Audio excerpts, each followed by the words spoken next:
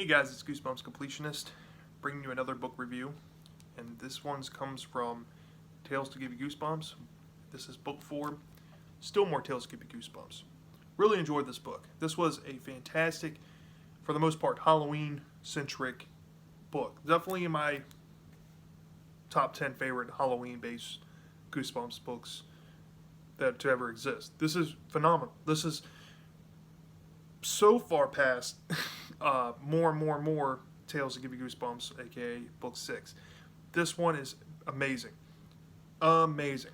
Okay. So there's 10 stories, as you guys could think. It's supposed to be centered around Halloween. It tells you on the back right here, reader beware, you're in for 10 Halloween scares. So off the bat, you're assuming that it's all going to be Halloween, but it's not. But for the most part, all stories were really entertaining for what they were. There was 10 altogether, as usual, per Tales to Give You Goosebumps book. The first story was Pumpkin Juice. Really enjoyed that one. These kids, they find this pumpkin juice recipe. This pumpkin juice causes a couple of problems for these kids. Primarily, makes them really hungry. Makes them animalistic. Makes them do things they normally wouldn't do. And it scares these kids to death. And they try to find this antidote to fix what's going on with them. And they do. And they go try to make the antidote. And luckily, the ingredients they needed were turned into a pie. Because if they didn't have it, they would be stuck like this probably indefinitely. And there's a cool twist ending that was really fun. So, Pumpkin Juice. Love that story. Attack of the Tattoo. It's like the peel and stick tattoo. Remember those? Where you, I don't know if they're still popular, but when I was a kid, they were all the rage. Anytime you went to the skating rink, an arcade, you went to, then it required like a ticket. You redeemed tickets to get a prize. You always got this peel and stick tattoos. Really cool. Really cool premise of a story. This girl, she finds this peel and stick tattoo at the bottom of her trick-or-treat bag. Causes a couple problems after she gets it put on. She realizes that the tattoo's alive and coming to life from her arm. And she panics and finds a way finally to remove the tattoo. But by the time she gets it removed, there's a big 180 at the very end that kind of puts her back in square one. Really enjoyed the premise behind this story. It was definitely, I think, my second, third-ish favorite in the entire book. Loved the Halloween atmosphere that was set up in that story. As well as the next story, The Wish. This one kind of plays on like Planet of the Apes a little bit. I got that vibe. This kid, he's a little brother. His older brother steals his Halloween candy, wrecks his Halloween night. He has no candy. He goes to this last house before he goes home, at least to have something to show for it. And this creepy old woman comes out and, you know, hands him this rock and says, don't mistreat the rock or consequences will happen, basically. So the kid goes home and makes a wish, throws the rock out of his window, and he wakes up in a different reality he's not used to. And this reality's far removed and very opposite from what he thought his wish was. And the very ending is a Twilight Zone for this kid. But it's a really good story. Really good story. I highly recommend this story. Probably my second favorite. Second, third-ish favorite. Like, it's a tie between Attack of the Tattoo and The Wish for me. On that rank right there. Number 4, this was the first one that wasn't really Halloween-based per se, but it was adapted into a original series episode, and that one was called An Old Story. I do really enjoy that episode, and there are inherent differences in the book, but for the most part, these two kids really go through some real-life touchy subject stuff in this story. Definitely one of the more eyebrow-raising stories in the Goosebumps history. Definitely with mature tones. And I don't mean to laugh at this, like, it's just a dark, twisted thing going on here. But the story works. It's a cautionary tale. These two kids, this woman comes to their house, and she calls herself Aunt Dahlia, their long lost aunt or something. And she's basically babysitting them while their parents are always at work. She feeds them these prune-based recipes, and they eat them pretty much the whole week. Then, in the weekend when her friends are supposed to come over to play bridge, these two kids find themselves getting old. They're losing their hair, they're getting wrinkles, they're losing their hearing.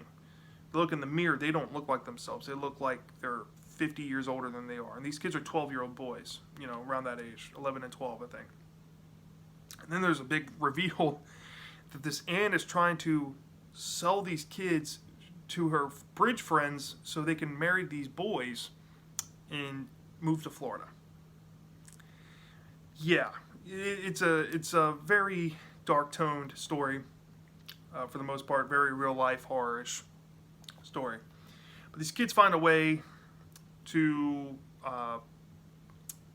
cure themselves, which is completely different than the episode, but I'll get into that when I get to the eventual episode review. But anyways, these kids, they find this antidote. Obviously, the aunt gets mad, and they use the prunes on the ant. The ant disappears. And then the very ending, there's this 12-year-old girl that one of the boys has a crush on at school. And she got to pack lunch, and her aunt gave her a bunch of prunes, which definitely is a very sinister ending, because if ants are trying to sell 12-year-old boys, and then this aunt trying to sell 12-year-old girls, I mean, like, very touchy subject, but it's a good cautionary tale. Read this one with the faint of heart, okay? Story 5, The Scarecrow. This one was really entertaining. It's a cool premise. These three friends, one in particular doesn't find Halloween scary. There's a scarecrow that appears around Halloween, and these three friends notice that the scarecrow has on, like, really expensive stuff that they really want, like a really cool hat, a really beautiful scarf, and these really nice, elegant gloves. And one kid takes the hat, and he starts to get memory loss, headaches. One girl takes the scarf, and she gets a scratchy throat, loses her voice. Makes the girl apprehensive to take the gloves, but the last girl, she's the girl that's, doesn't really find Halloween scary. She goes to take the gloves, and then it's revealed something's going on. And her friends come and assure her that everything's okay. They have everything fixed now. But then the very ending twists, and something may be more sinister than it appears. So that was a really good story. Story 6, this is probably inherently my least favorite story, but I do like the premise behind it, because this kid buys an ant farm from a comic book ad in the 90s. Really cool premise. It's called Awesome Ants. They also adapted this story into an episode in the original series. This kid gets this ant farm. He wants to impress his teacher, so he wants to really do well on this project with this ant farm. This ant farm comes with specific instructions, with a specific gel. You're supposed to feed them this gel. You're not supposed to feed them any normal food. If you do, something bad will happen. They advise them. The ants aren't doing anything, so they decide, why not? Let's give them some real food. And then they start doing stuff, and it starts to become more interesting. But then he starts to notice that the ants are watching them. As he's looking into the ant farm, the ants are kind of looking at him, observing him. And then there's like a complete 180 in the story, and the roles get reversed, per se, as you'll see. And the very ending is very bizarre, because the teacher and the student, after all this really weird and kind of terrifying things happen to these people, they're kind of excited that they're a part of it. Very bizarre ending, I must say. I think this one was my least favorite one in this, but it was still a fun story. Like, don't. I'm not saying it's a bad story. I just think it was my least favorite. The next one was my second least favorite, and that was Please Don't Feed the Bears. Please Don't Feed the Bears is a amusement park type of story. If you like Horrorland, if you like Shocker on Shock Street, this is up your alley.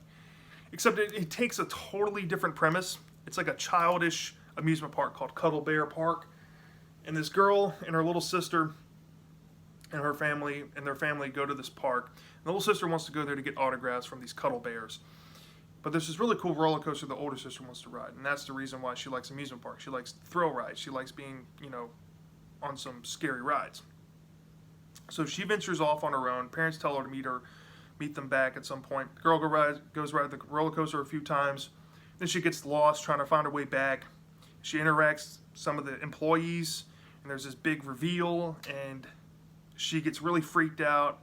She's late finding her parents, but she finally meets her parents and her sister, and at least she's okay after what happened to her.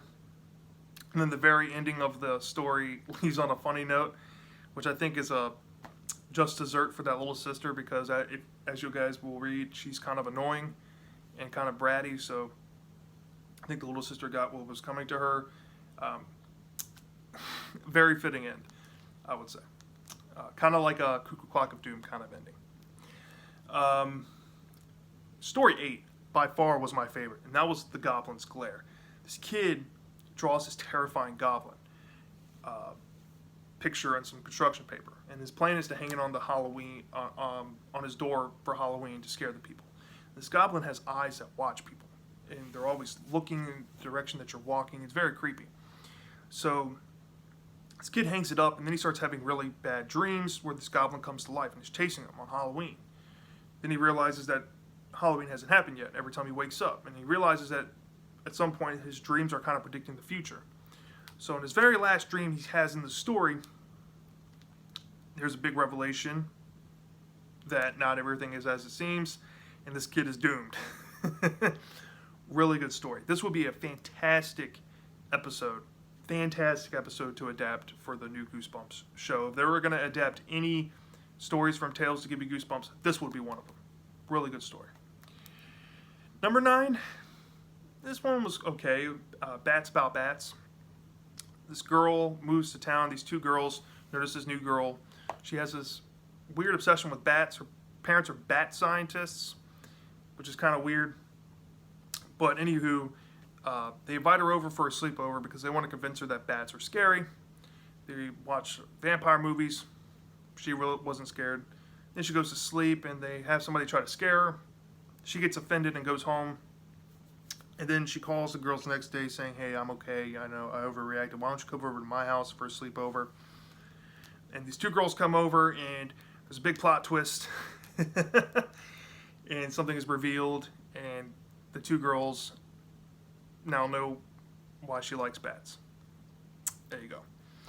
And then the last story is The Spacesuit Snatcher. Now, this one was the weirdest Halloween-ish story, and it kind of ties into Halloween. So this girl likes yard sailing. She likes thrifting. She's always looking for parts for her radio because she likes to send radio signals to space to try to communicate with aliens. She finds this yard sale, and she goes there, and this person that's running the yard sale, says, "Hey, you like space, huh? Well, I got this spacesuit. You can have it. If you wear it, the aliens will come communicate with you and take you." And she's like, "Oh, okay. Well, thank you." And she's really scared to try it on because she doesn't know if she's ready to meet them. It's coming up on Halloween. She was planning on wearing it for Halloween. But then she changes her mind and wears her last year's costume. Little does she know that her sister is trying to prank her, is trying to make her, scared of aliens. Her sister puts on the suit, and what happens to the sister, you could probably put 2 and 2 together. But anyway, the ending was very funny. And it leaves it there. So yeah, this book, really good book. Some of the stories definitely took it out there, definitely laid it out on the table, made you question what was going through the writers' heads. Some of these stories were ghost written, some of them are actually written by R.L. Stine. In this, so who knows who did what. But I really enjoyed this book.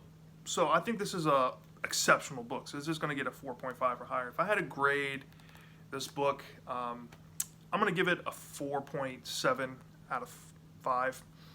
I deducted 0.3 off because of one particular story, and that was Awesome Ants. it was just so far removed from Halloween. I think it was very misleading.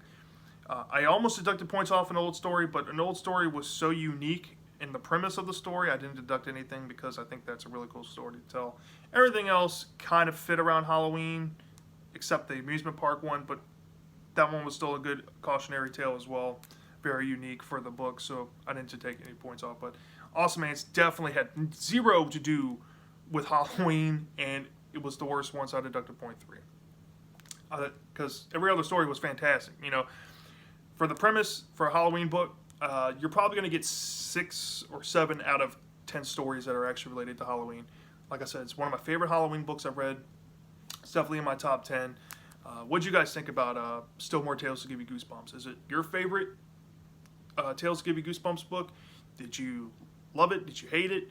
What was your favorite story in this book, or what was your least favorite story? Let me know. So that's all I had today for reviews. I got a couple of books piled up I got to finish reading, so I'll try to get to those as soon as possible. Until then, see you next time.